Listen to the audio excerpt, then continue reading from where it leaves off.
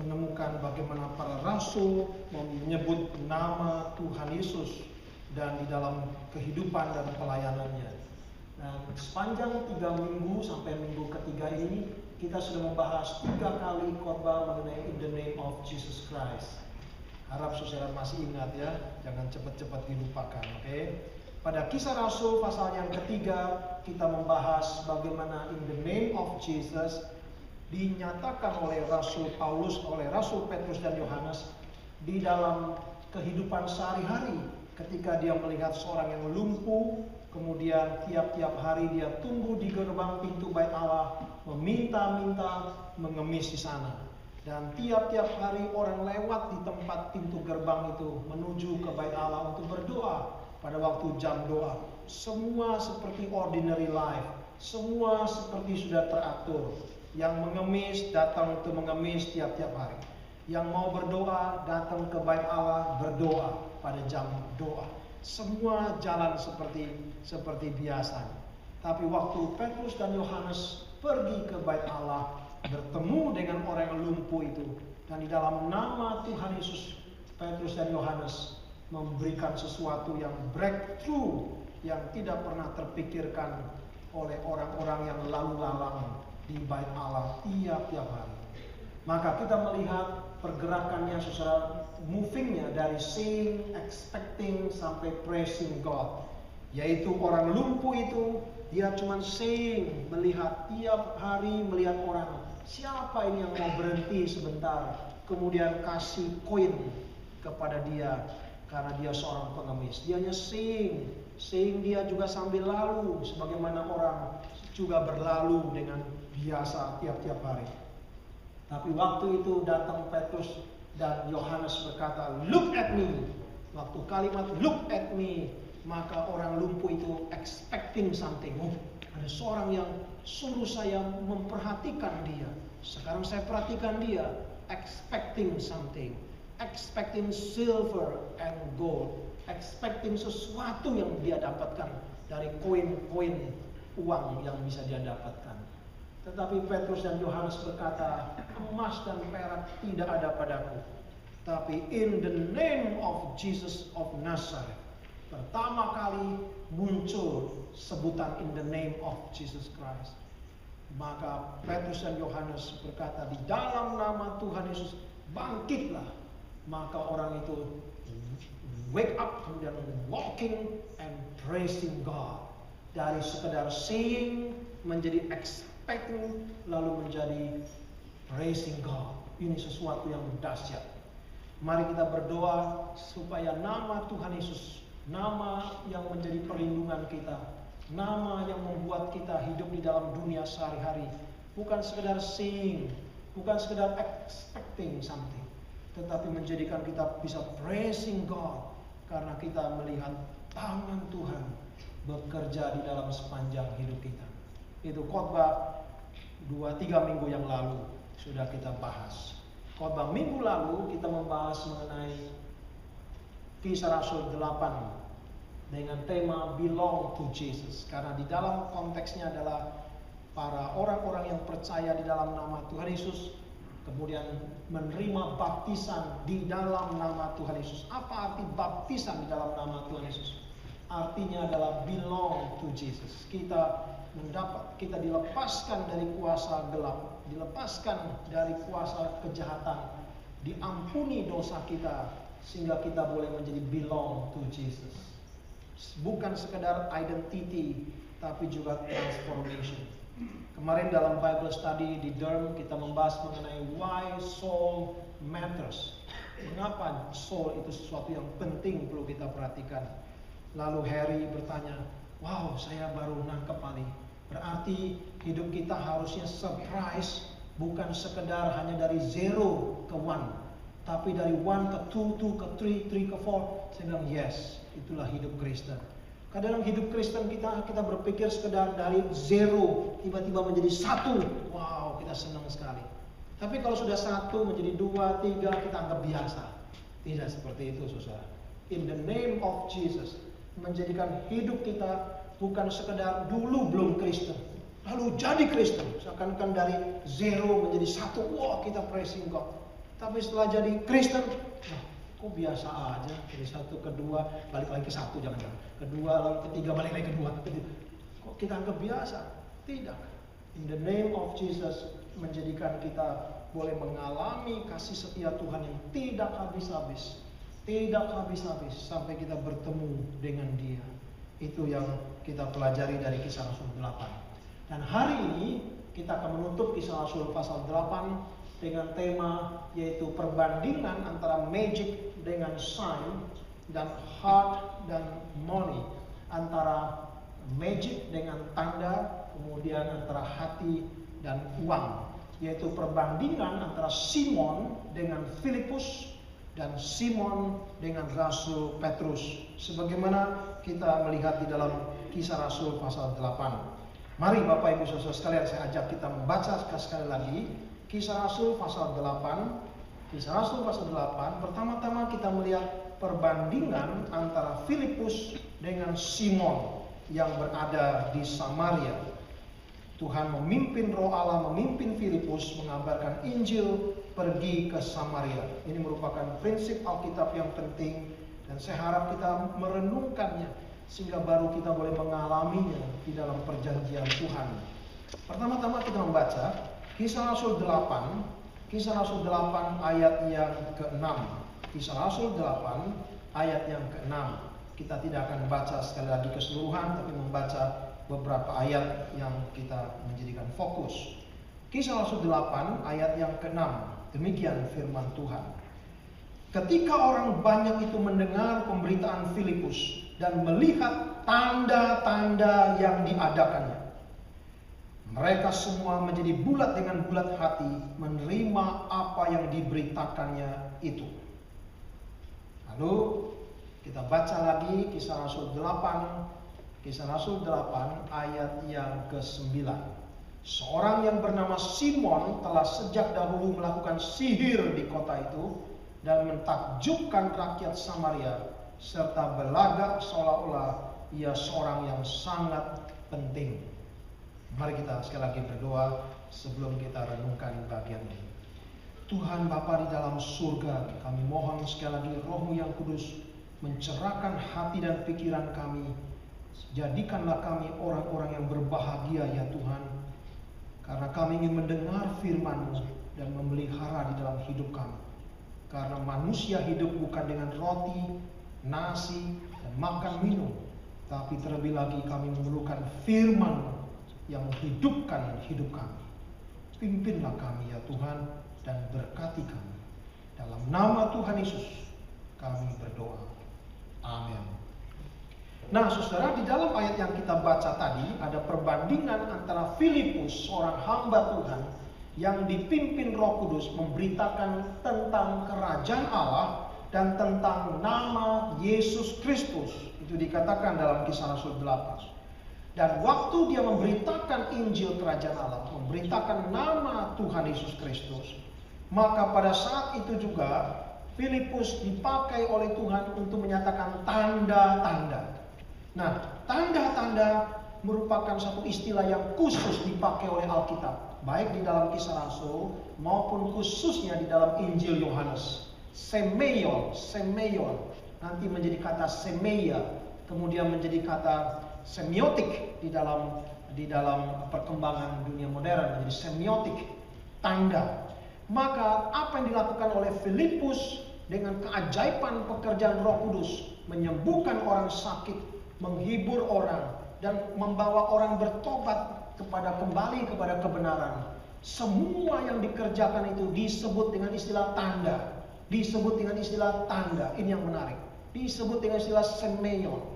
Tidak disebut dengan istilah yang seperti dipakai untuk Simon, yaitu pekerjaan-pekerjaan yang besar, mujizat-mujizat yang dahsyat. Tidak.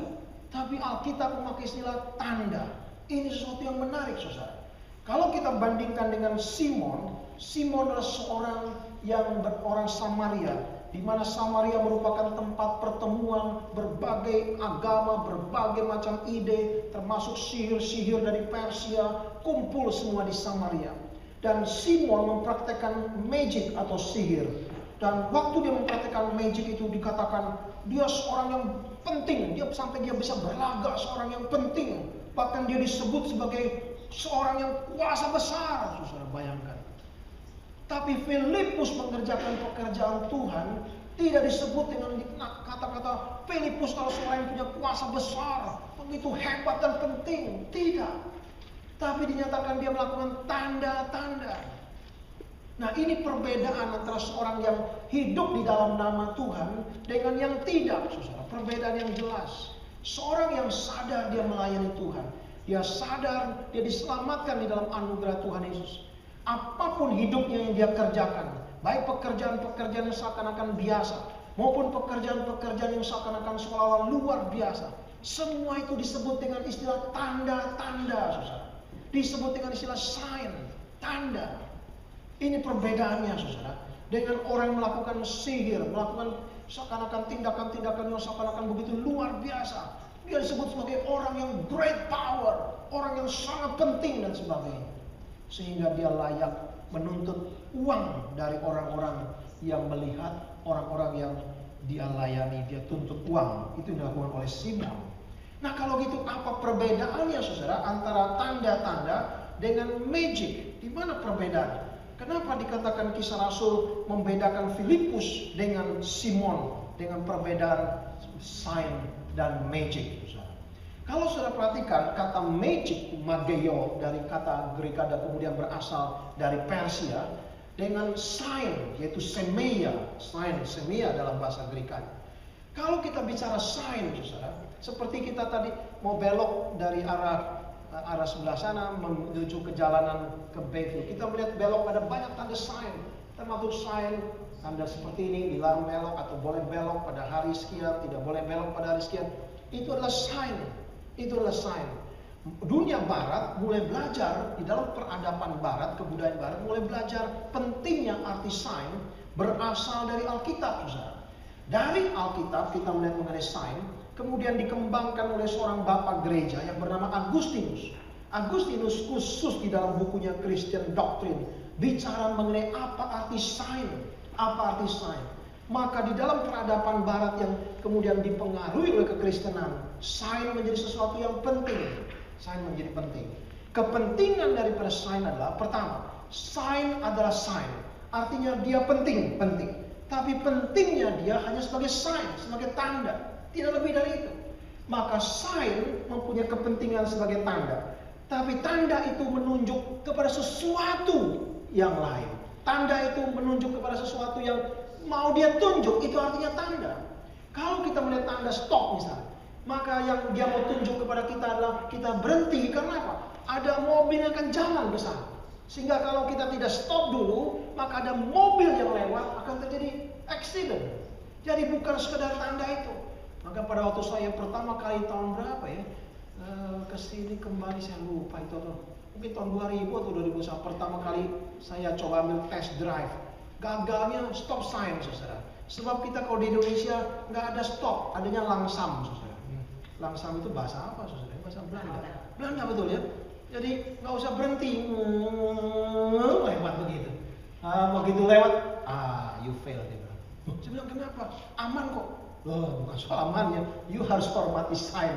Sign bilang stop, you harus stop. Ya memang kita selalu merasa kok tetap aman. Tapi itu berbahaya sekali karena sign itu sedang menunjukkan kepada sesuatu yang lain. Kita harus menghargai sign sebagai sign. Tapi tidak berhenti pada sign itu. Lalu saudara berhenti stop. Lalu saudara liatin terus sign itu. Aduh bagus ya warnanya, ada merahnya. Tanda ininya bagus sekali. Wah ya nggak benar juga bukan? Karena sign itu tidak boleh seperti itu. Tapi juga kita tidak boleh mengabaikan sign. Karena sign menunjuk kepada sesuatu yang lain. Maka menarik sekali saudara, di dalam apa yang dilakukan oleh Filipus, pekerjaan-pekerjaan yang luar biasa. Tuhan pakai dia dengan luar biasa.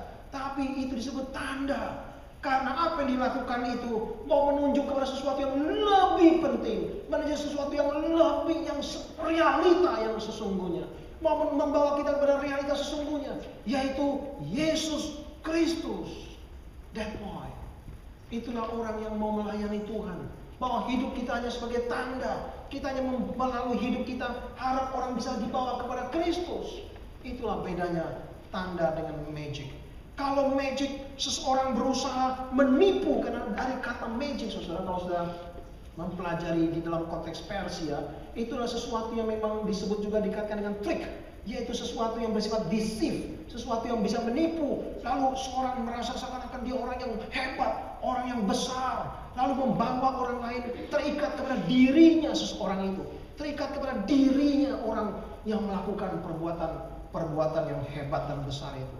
Maka dikatakan di dalam Kisah Rasul seperti kebiasaan orang-orang magic, seolah-olah seorang yang sangat penting dan dia disebut seorang yang berkuasa besar, lalu kemudian orang memberikan uang kepada orang semacam demikian.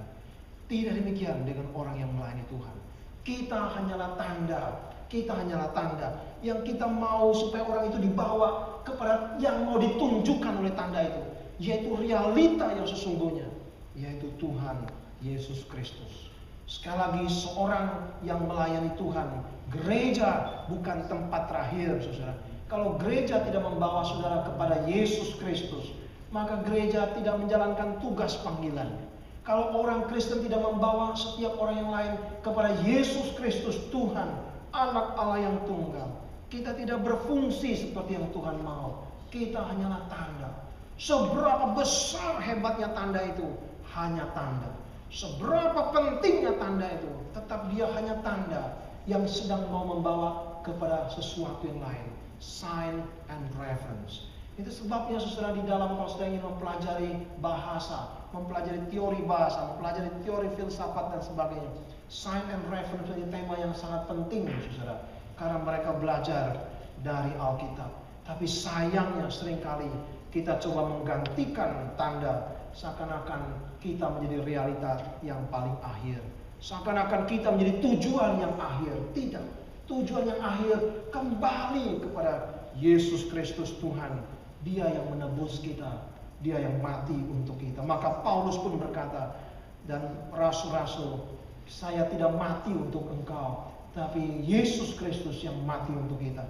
Sehingga untuk bagaimana mungkin engkau mengatakan kami golongan Apolos, golongan Paulus dan sebagainya, karena Kristuslah yang mati bagimu, bukan orang lain, saudara. Maka kita melihat di sini perbedaan yang jelas antara orang yang mengenal dan hidup di dalam nama Tuhan dengan orang yang bersifat magic, trik. Nama Tuhan dipakai untuk trik, untuk menipu, untuk deceive, supaya orang akhirnya datang dan terikat kepada dirinya. Itu perbedaannya. Dan perbedaan yang kedua, saudara, ini yang lebih tajam lagi dikatakan di dalam Kisah Rasul 8, yaitu perbedaan antara Simon dengan Petrus. Nah, ini yang lebih tajam lagi. Sebab kita melihat setelah itu kemudian Simon dikatakan menjadi percaya. Simon kemudian juga turut dibaptis. Nah, ini merupakan sesuatu yang bagian yang sangat menarik, saudara. Simon sudah percaya akhirnya kepada Tuhan Yesus. Simon ternyata akhirnya sadar trik dia tidak lebih hebat dari apa yang dilakukan oleh Filipus. Trik-trik dari magic dia tidak lebih dahsyat dari apa yang dilakukan oleh Filipus. Dia tertarik itu. Kemudian dia menjadi percaya, lalu mau dirinya dibaptis. Wow, bukankah itu sesuatu yang luar biasa? Tapi sayangnya saudara, kita setelah membaca bagian itu, pada waktu Simon melihat rasul-rasul menumpangi tangan orang-orang yang sudah menerima Tuhan dan Roh Kudus turun atas orang-orang itu, wow, Simon kembali menjadi tertarik luar biasa, sangat tertarik dengan peristiwa itu. Lalu Simon dikutip kalimatnya di dalam satu kali di dalam pasal 8 Kisah Rasul ayat 18.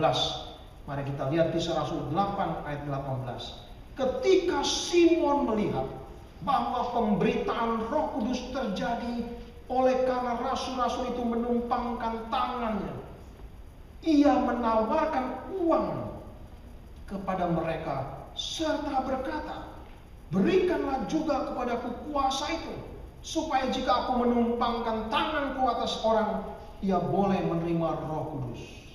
Wow, saudara, ini kalimat mengungkapkan isi hati daripada Simon. Apakah sesungguhnya dia sudah percaya atau belum? Apakah sesungguhnya dia sudah belong to Jesus Christ or not? Nampak dari kalimat ini. Simon terus tertarik hanya kepada kuasa. Simon terus tertarik kepada sesuatu yang melebihi sesuatu, sehingga dia ingin memiliki itu. Simon selalu berpikir how to possess something, how to get something, how to have something. Dia mempunyai suatu dorongan yang begitu besar sampai dia berani menawarkan kepada rasul, berikan kepadaku kuasa itu. Lalu dia menawarkan uang dan dia mau memberikan uang oleh karena tindakan itu. Sudah dikasih dalam Tuhan. Wow, ini sesuatu yang kalimat yang sangat menyedihkan, saudara. Kita melihat bagaimana seorang yang katanya sudah percaya kepada Tuhan, yang sudah mau dibaptis, tapi belum mengerti, belum sungguh-sungguh menaklukkan diri. Bagaimana ini bisa terjadi? Mengapa Simon mengatakan kalimat ini? Sehingga persoalannya menjadi persoalan uang, saudara. Persoalan uang. Tapi kemudian Petrus berkata kepadanya, Petrus bukan lagi berkata soal uang maupun kuasa, tapi Petrus berkata soal hati daripada Simon. Petrus dikatakan pada ayat-ayat berikutnya, dikatakan mengenai hati. Sebab kulihat bahwa hatimu seperti empedu yang pahit dan terjerat dalam kejahatan. Seperti empedu yang pahit dan terjerat dalam kejahatan. Saudara, uang dengan hati ini merupakan dua persoalan yang tidak habis-habis. Orang yang hidup di dalam nama Tuhan adalah orang yang fokus kepada hatinya lurus di hadapan Tuhan, bukan kepada apa yang dia miliki. Tetapi Simon masih tertarik urusannya dengan uang. Di satu pihak, saudara, Simon ini luar biasa ini. Awalnya dia seorang magician. Seorang magician artinya dia mendapat uang dari orang yang bayar kepada dia. Kali ini dia rela bayar kepada rasul. Itu saja sudah hebat, saudara, bukan? Selama ini dia dari magicnya dapat uang, dia dapat uang. Sekarang dia rela berikan uang untuk mendapatkan itu. Berarti dia sangat interesting sekali. Desire daripada jiwanya, hatinya begitu besar untuk mendapatkan itu. Lalu kita melihat dia tertarik kepada kuasa-kuasa yang diberitakan oleh rasul maupun Filipus. Dia tinggalkan itu. Tetapi cara dia berpikir, hatinya masih tetap sama, saudara. Masih tetap sama. Uang dan hati sekarang seakan-akan berhadap-hadapan satu dengan yang lain.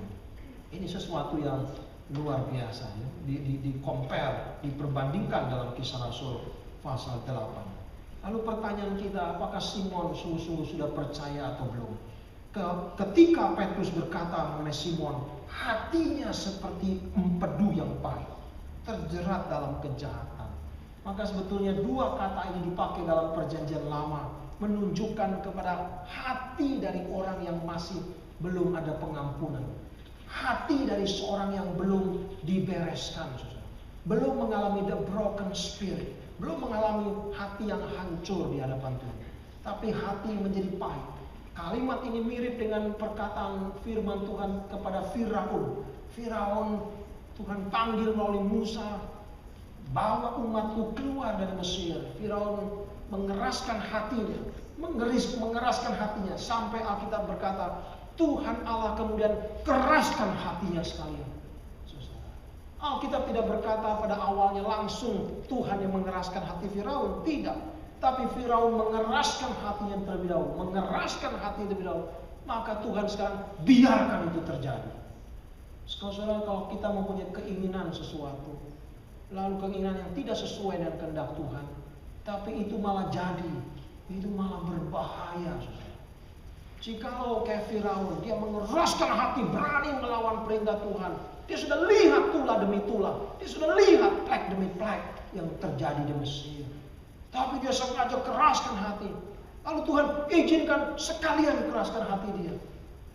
Lalu pertolongan datang dari mana lagi, saudara? Jikalau kita mempunyai keinginan sesuatu, tapi tidak sesuai dengan kehendak Tuhan, malah terjadi, saudara. Itu bukan blessing.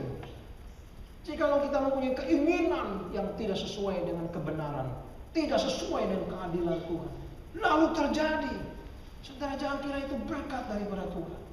Itu merupakan pembiaran yang Tuhan biarkan terjadi. Lalu siapa yang akan menjadi pertolongan lagi? Maka kita melihat hati yang pahit dikatakan oleh Rasul Petrus. Itu gambarannya adalah hati yang keras, hati yang degil dikatakan juga termasuk kepada Israel. Hati yang tidak mempunyai kepekaan lagi kepada pimpinan Tuhan. Saudara, ini mirip seperti yang dikatakan Paulus tentang seorang yang bernama Himenius. Paulus bilang kepada Timotius, hati-hati jangan engkau seperti dia. Karena apa? Hatinya seperti orang yang diselar besi panas. Selar besi panas itu artinya, saudara, kalau zaman dulu orang perang kemudian kena luka, lalu luka itu mungkin membusuk karena infeksi, tidak ada jalan lain, maka orang harus diselar dengan besi panas.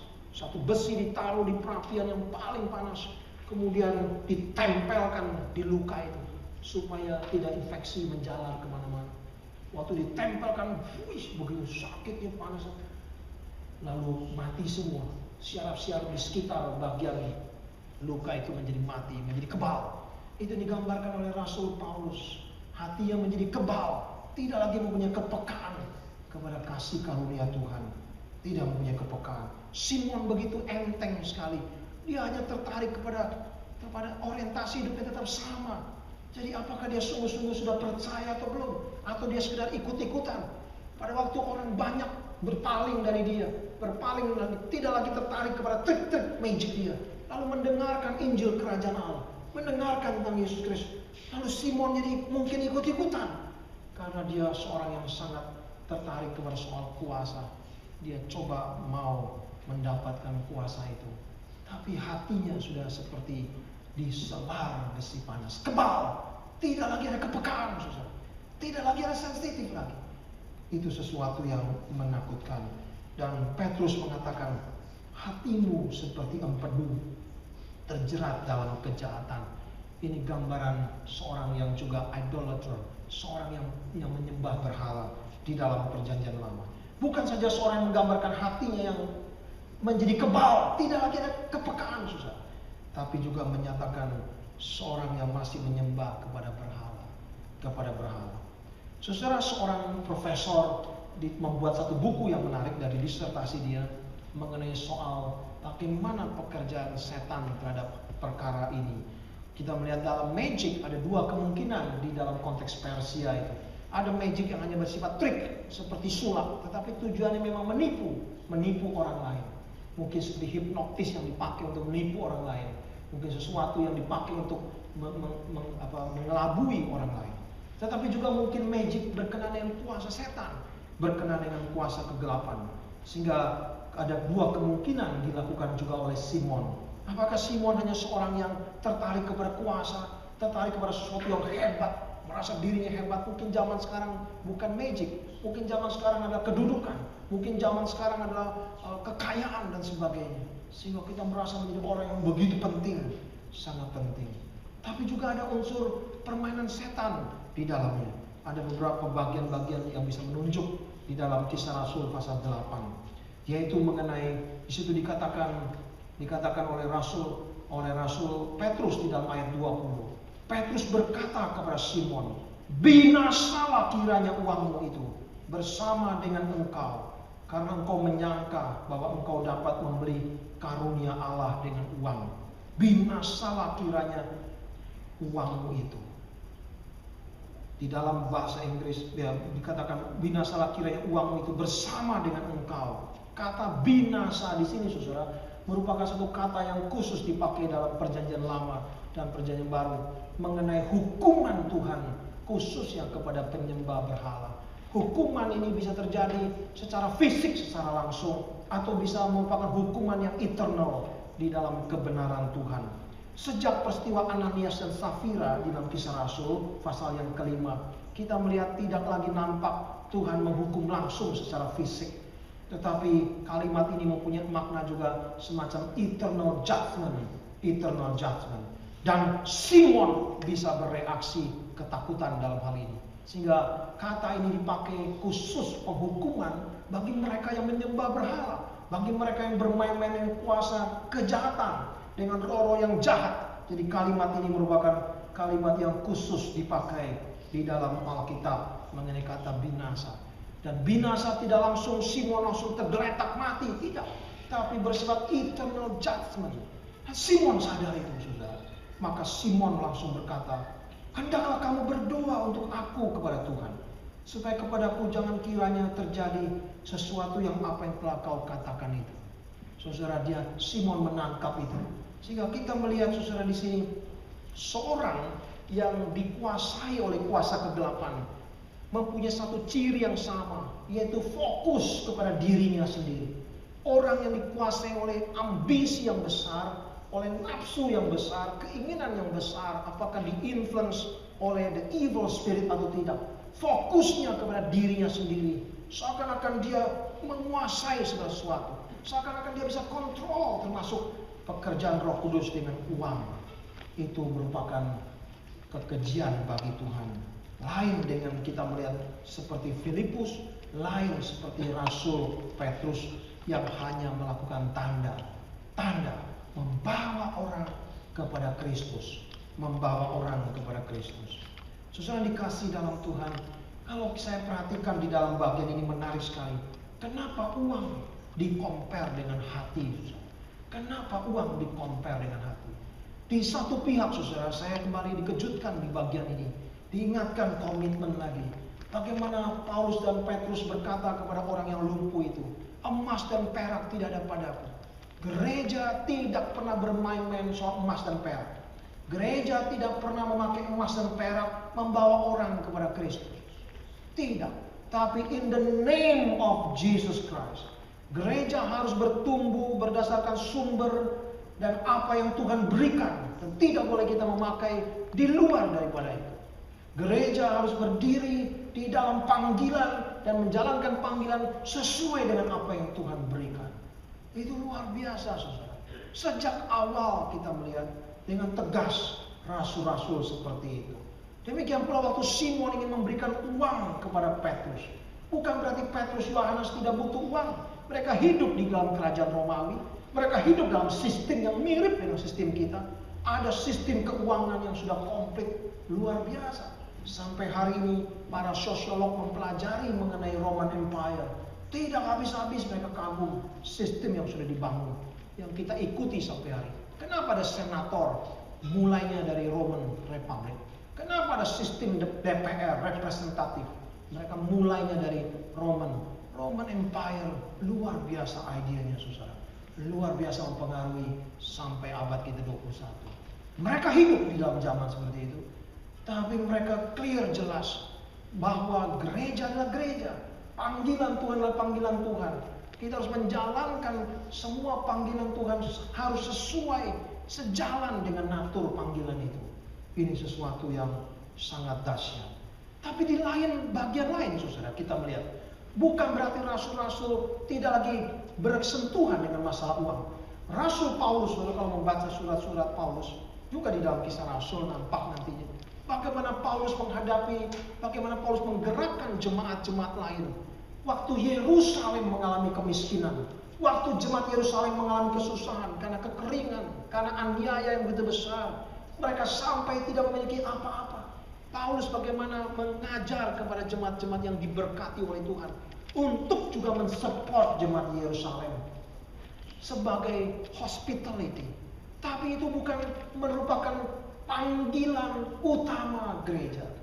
Bukan dan tidak boleh menggantikan bagaimana in the name of Jesus Christ berlangsung di dalam kehidupan jemaat. Tidak bisa menggantikan itu, saudara. Sehingga memang di sini kita melihat, saudara, hal yang tidak mudah. Seperti kita dikatakan kotak Pandora seperti itu. Saya akan dibuka salah, ditutup salah, bukan? Gereja selalu mengalami kesulitan itu. Kemarin dalam Bible Study, Pak Rudi juga sharing mengenai bagaimana gereja dalam sepanjang sejarah juga banyak kelemahan, banyak kesulitan. Kadang-kadang gereja juga mengalami tantangan yang besar karena pada masa abad pertengahan, saudara, abad pertengahan kita melihat muncul dua kuasa yang besar, yaitu kuasa daripada gereja dan kuasa daripada government, politik. Ini memang dua hal terus-menerus terjadi dalam abad pertengahan. Tapi kita melihat dalam abad pertengahan kedua ini sebetulnya berpisah, tidak menyatu, saudara, tidak menyatu. Tapi persoalannya adalah pada zaman abad pertengahan di Eropa, rakyatnya sama. Seluruh rakyat semuanya adalah anggota gereja. Seluruh rakyat semuanya anggota daripada satu politik. Apakah bersifat duke, tuan tanah, apa bersifat raja yang kecil, atau semua. Jadi orang itu tetap sama. Ini yang menjadikan kadang-kadang terjadi kong kali kong, saudara. Kong kali kong. Kalau raja butuh gereja dukung, politik person ini kilik-kilik gereja. Kalau gereja juga butuh dukungan kepada politik, dia juga ramai. Mau tidak mau jadi mengalami kesulitan bagaimana mereka belajar selama abad pertengahan. Karena rakyatnya sama, saudara. Rakyatnya sama. Kalau rakyatnya tidak sama, ya mungkin tidak begitu masalah. Sekarang rakyatnya sama. Semua orang mostly adalah semua orang adalah gereja. Kita melihat tidak ada waktu itu di dalam abad pertengahan. Mereka semua orang ini juga di bawah under singgah beraja. Tapi di dalam prinsip Alkitab sebetulnya sudah jelas kita melihat panggilan gereja, kasih karunia Tuhan kita jalankan sesuai natur yang Tuhan berikan. Masalah keuangan hidup sehari-hari merupakan hospitality, merupakan buah-buah dari hidup yang sudah diperbarui, merupakan ucapan syukur kita, merupakan sharing kita, bukan lagi menjadi sesuatu yang menjadi dasar bagi segala tindakan kita. Itu yang kita perlu belajar. Kalau tidak, saudara, kita bisa jatuh menjadi seperti Simon. Seakan-akan semua masalah bisa diselesaikan hanya dengan uang.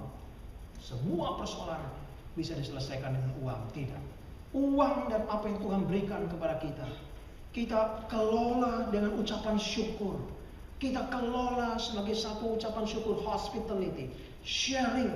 Tapi bukan menjadi dasar kita mau bertindak sesuatu, mempengaruhi sesuatu, menipu sesuatu. Tidak bisa. Itu clear. Pekerjaan Tuhan harus kita jalankan sesuai dengan nama Tuhan Yesus. Itu arti kita menghormati nama Tuhan, penebusan juru selamat kita. Seorang kawan mengirim saya satu review film, saudara. Saya kadang-kadang kalau dikirim review itu jadi saya tertarik, saya pelajari. Film itu kalau tidak salah judulnya The 10th Man. Saya tidak tahu saudara pernah nonton tidak. Dimainkan oleh Anthony Hopkins. Anthony Hopkins one of the best character actor, ya hebat sekali. Bikin film yang sederhana menjadi sesuatu yang luar biasa ya. Seorang yang pemain peran yang luar biasa, Anthony Hopkins. Ceritanya sederhana sekali, diambil dari novel Graham Greene, seorang novelis Inggris yang terkenal. Kalau saudara ingin mempelajari literatur, novel, pergi ke Inggris. Saudara ingin mempelajari idealisme, filosofi, musik, pergi ke Jerman. Saudara ingin mempelajari fashion, sensible, pergi ke Perancis. Saudara ingin mempelajari firman Tuhan, ke Trinity. Nggak jauh-jauh. Nah, novel-novel Inggris luar biasa. Sederhana sekali. Cerita sederhana, yaitu cerita pada waktu Jerman menguasai Perancis. Waktu menguasai Perancis, ya, dia occupy Perancis. Ada seorang lawyer yang sendirian, jomblo, ya, tidak menikah, sendirian. Dia mewarisi kekayaan orang tuanya, rumah yang besar, kastel yang besar. Dia seorang lawyer. Suatu hari dia dari rumahnya tidak begitu jauh ke Paris, kerja dia di Paris, dia lawyer di Paris. Suatu hari dia sedang menuju ke Paris, mau masuk ke kantor. Waktu dia makan siang, tiba-tiba Jerman datang, tentara Jerman. Dan seperti biasa, tentara Jerman kalau datang, dia tangkepi orang-orang yang di jalanan. Tangkepi di jalan. Termasuk dia ketangkep jadinya.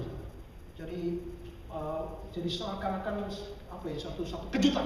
Jerman tuh pakai model bisa kuasai Eropa itu satu pakai kayak kejutan. Sebelum ada apa-apa, dikejutin dulu orang. Jadi nggak tunggu riot dulu baru ditangkepin, susah.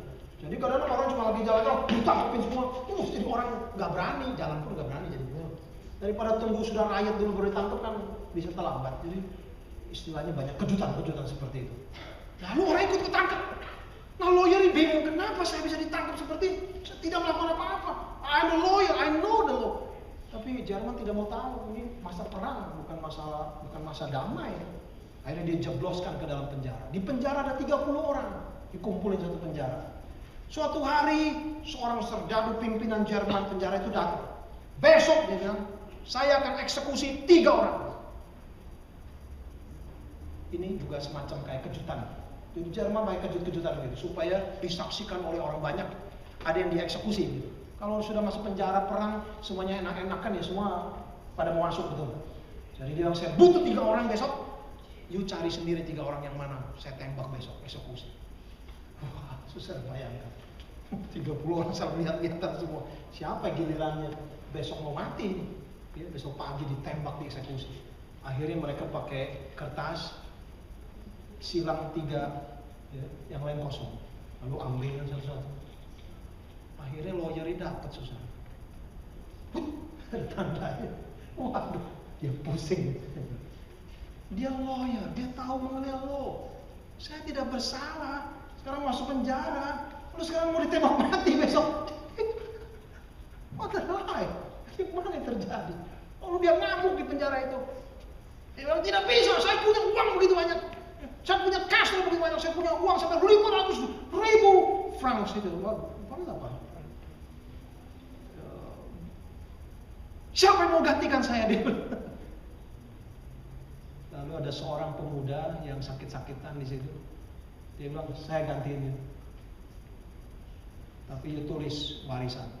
Semua milikmu serahkan kepada mama sama adik perempuan.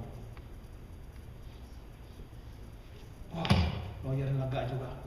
Semua dia tulis. Pakai surat tangan dia. Teken saksi 1-2 orang dari narapidana itu.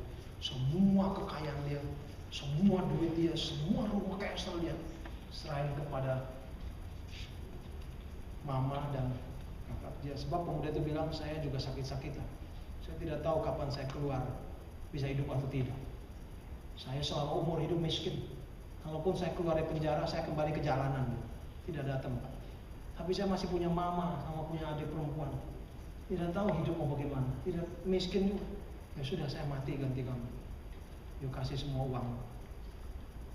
Ide cerita begini tidak mungkin terjadi, saudara, kalau tidak ada kaitan dengan base of Bible di dalam sebetulnya pengaruh dari novel-novel Inggris. Akhirnya besok pagi 3 orang itu, yang satu sudah tua, yang memang sudah mau mati betul. Yang satu sakit-sakitan, si pemuda itu ditembak, dadah selesai.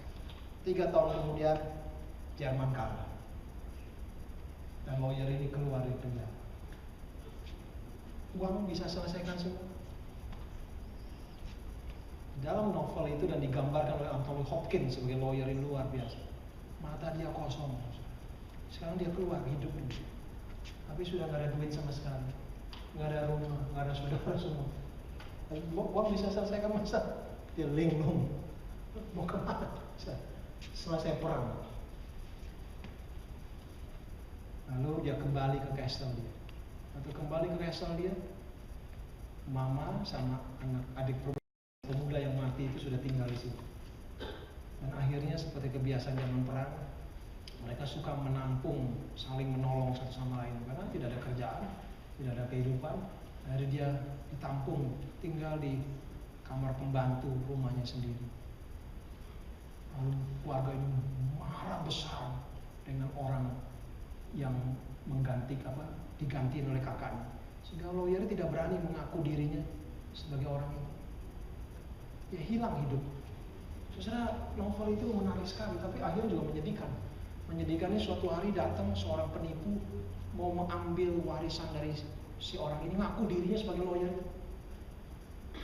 Lalu waktu dia ketahuan, dia tembak si lawyer yang asli. Cerita tutup juga dia mati. Oh, luar biasa di gambar itu. Uang tidak selalu bisa menyelesaikan masalah. Satu pihak dia bisa lolos pada waktu itu karena uang. Tapi hidup tidak berhenti sampai di sini. Lalu dia bertemu dengan rumahnya, dia bertemu dengan mama dan adiknya. Kemudian mereka akhirnya saling jatuh cinta. Tapi dia tidak berani mengaku dirinya adalah Shafel, yaitu lawyer yang dia tidak berani mengaku itu karena mereka benci sekali. Karena berita yang mereka dapat adalah gara-gara orang itu kakaknya tidak kembali. Dan mereka berkata lebih baik kakaknya kembali dan tetap miskin daripada sekarang dikasih rumah seperti ini. Dia bilang kakaknya tidak kembali. Anaknya laki-laki satu-satunya kembali, rumahnya tetap kosong. Wow, dibikin kontras seperti itu, saudara. Jikalau gereja mendasarkan diri memang kepada yang salah, gereja bisa kehilangan soul, bisa kehilangan panggilan. Uang merupakan ujian bagi kita dalam hospitality. Uang merupakan ujian bagi kita dalam menjadi steward, tapi bukan menjadi dasar gereja berlangsung. Tidak mudah, saudara. Tidak mudah. Tapi kalau tidak, kita akan terjerat masuk ke dalam Simon Barjemaus. Oleh karena itu, jikalau batin dan hati kita benar di hadapan Tuhan, Dia akan beri jalan kepada kita. Di tengah-tengah situasi dunia yang macam apapun, Tuhan memimpin perjalanan kita. Saya kadang bersyukur, saya tiba pada abad 21 ini. Saya keliling gereja-gereja di Burlington, Oakville. Saya kontak dengan hamba-hamba Tuhan, ngobrol di Ancaster. Mereka goncang, gereja mulai sepi, keuangan mulai berat. Banyak gereja-gereja tua di Inggris, di Belanda dijual, di rural-rural karena tidak sanggup lagi gereja Anglikan membayar maintenance. Mereka mulai merasa lemah, lesu. Saya bilang, kita belajar dari Acts chapter 8. Simon, jangan-jangan ini masanya Tuhan mengingatkan kita lagi. Kembali kepada kekuatan gereja yang sebenarnya. Kembali kepada roh gereja yang sebenarnya di dalam Roh Kudus yang memimpin, memakai kita. Dan kalau itu kita bersandar pada pekerjaan Roh Kudus, kita harus sabar, karena kita tidak bisa kontrol Roh Kudus. Kita tidak bisa bayar dia dengan uang. Tapi tidak berarti dia tidak bekerja. Saya ingat waktu saya kuliah, seorang konglomerat telepon saya di Kanada. Dia bisa kembali tidak? 1 minggu aja. Untuk apa, saya bilang? Waktu itu pas Reading Week bulan Februari, saya ingat sekali, berapa tahun lalu. Pimpin retret kita, katanya, 3 hari, 4 hari di puncak. Akhirnya saya doakan, saya ikut, saya penuhi undangan, saya pulang ke Indonesia selama Reading Week, lalu balik lagi cuma 1 minggu, 6 hari kali saya di Jakarta, di Indonesia. Pada waktu retret saya memimpin retret itu, saya berkhotbah, seorang konglomerat yang lain datang yang mengalami persoalan dengan BLBI. Dia bilang, itu khotbahnya sih bagus sih, tapi dia bilang, maaf ya, nggak ada Roh Kudusnya kan. Susah payah ya Bu. Pada waktu sudah ngomong begitu, tiba-tiba ada seorang, saya tidak sebut namanya, seorang pejabat yang Kristen yang cukup penting waktu itu. Tiba-tiba dari belakang dia teriak sama maju, Pendeta Yuswali. Kenapa sih? Saya bawa teman saya seorang ke Islam kemarin, katanya, dalam kebaktian di Malang. Dia tertarik, katanya, membuka hatinya, lalu ajak saya diskusi mengenai, dan dia mau terima Yesus. Berarti langsung diam. Waktu dia bilang seperti itu, saya tidak syok, saudara. Malah saya bersyukur. Artinya saya sebagai hamba Tuhan memang tidak bisa mengontrol Roh Kudus. Saya tidak punya kuasa mengontrol dia, kapan dia mau bekerja. Tapi tugas panggilan saya hanya beritakan firman, apa yang Tuhan nyatakan dalam firman. Selebihnya biar Roh Kudus bekerja. Maka Tuhan Yesus berkata, Roh itu bekerja seperti angin. Engkau tidak tahu kemana dia pergi, tapi taat, setia. Dan gereja harus sabar menanti, tekun di dalam panggilan. Kalau tidak, kita mungkin bisa berubah menjadi magic, sekadar trik, dan akhirnya mempermalukan nama Tuhan. Biar kita berpegang teguh di dalam berbagai tantangan hidup kita. Kita ingat satu hal, kita adalah milik Tuhan. Nama Tuhan sudah ada pada kita, dimeteraikan. Kita belong to Jesus. Dan dia akan memimpin kita bukan saja dari 0 ke 1, tapi dari 1 ke 2, ke 3, ke 4, the whole days of our life. Mari tundukkan kepala, kita masuk di dalam. Dengan sikap berdoa,